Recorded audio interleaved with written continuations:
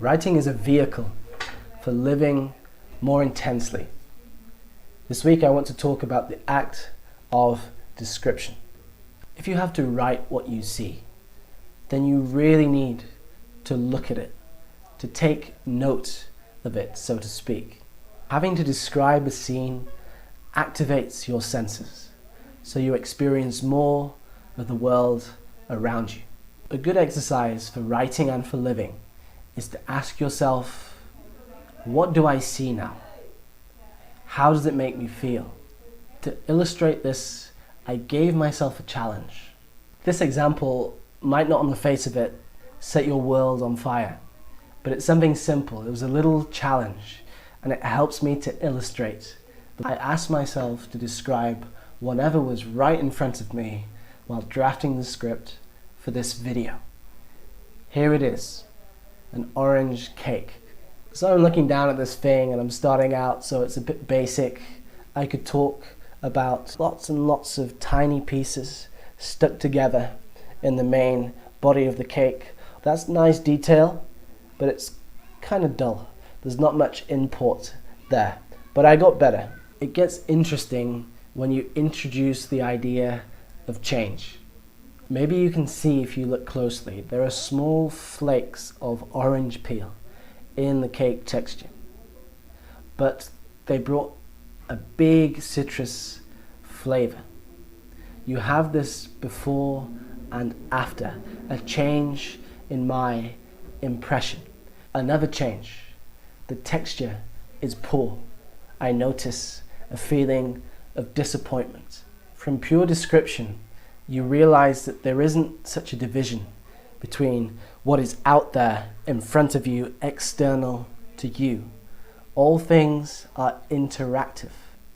And so the way you describe reflects your personality, your way of seeing, and the effect it has on your emotion. The second thing you will notice is your mind will use what's in front of you as a springboard for other ideas. This cake triggered a wider image in my mind. I wasn't looking at anything in particular, but I saw the white icing on the top and then these white dots around the plate. You can also see little bits, little flakes of icing that came off and were scattered around the surface. This made me think of a mountain in the snow. Now out the window, it was a sunny day, 28 degrees in Rio. This raises the third and final aspect of what brings description to life. Contrast. This contrast between summer and winter. Perhaps being far from home when you want the comfort of Christmas back in Europe. From this one example of description, we start to realize how we notice, how we get to grips with reality, what we focus on, what matters to our understanding, and then the action we take in response to the world. You can go into the detail.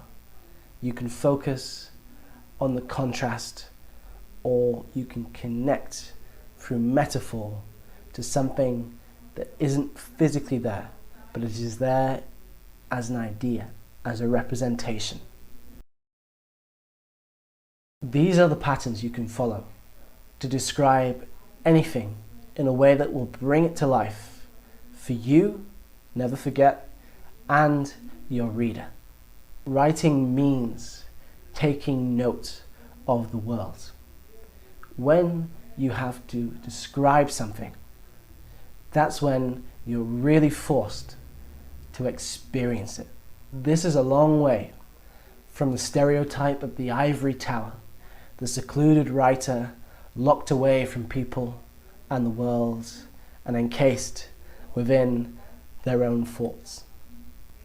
I'll leave you with that idea.